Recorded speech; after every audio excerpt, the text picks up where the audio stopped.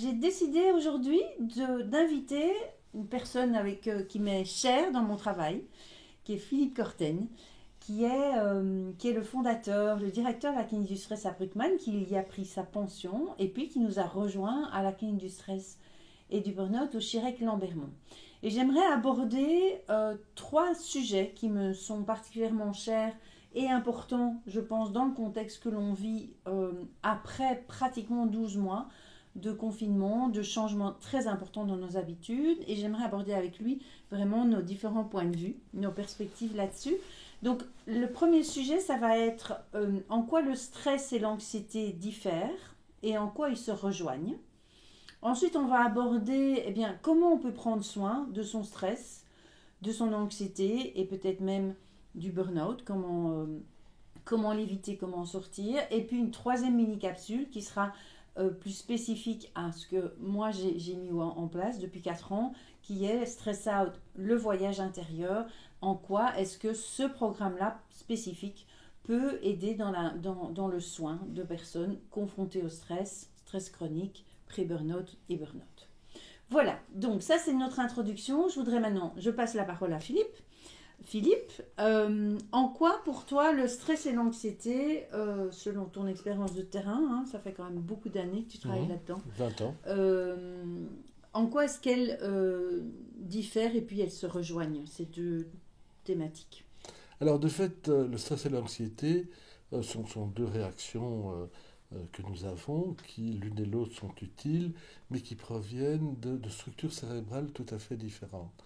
L'anxiété, c'est une structure corticale, c'est donc une pensée, un acte intellectuel qui va entraîner un vécu.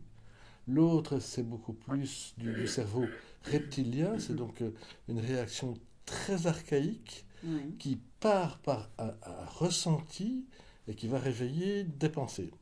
Oui. Et l'un et l'autre, c'est l'histoire de la poule et de l'œuf. D'accord.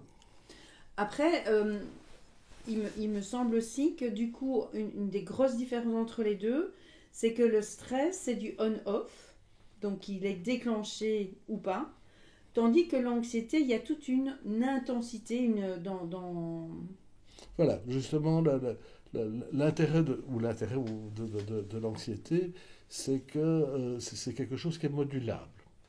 Le stress est une réaction, comme tu dis, on-off, et donc généralement, on va pouvoir diminuer le stress en modulant l'anxiété pour qu'il ne déclenche pas la réaction de stress.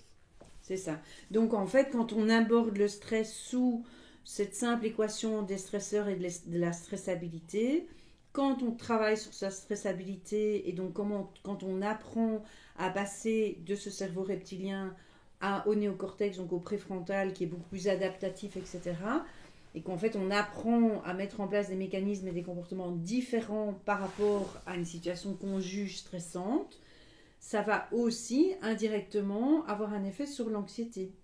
L'un et l'autre. Et inversement, si par exemple j'apprends à diminuer mes cinémas catastrophes qui sont d'anxiété, fatalement, je vais éviter que la réaction de stress ne se déclenche. Oui, tout à fait. Ou se prolonge. Oui.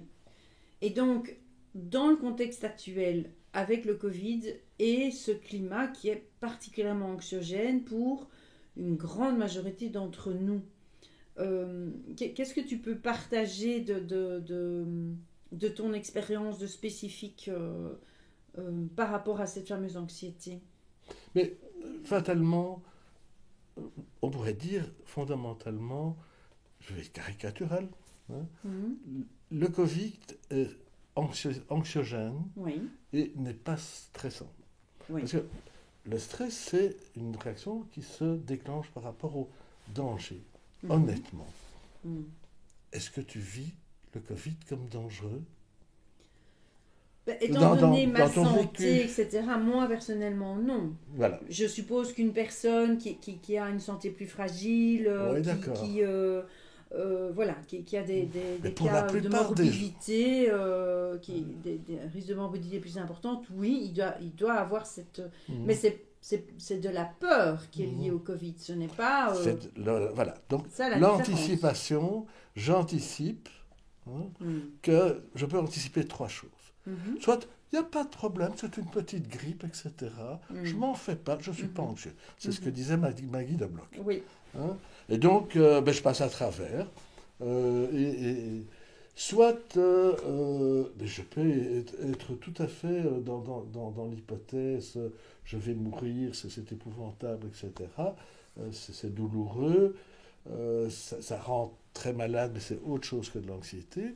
Il y a soit la troisième hypothèse, et c'est là qu'on vit, je ne peux pas dire que c'est pas grave. Je ne veux pas dire que je vais en mourir.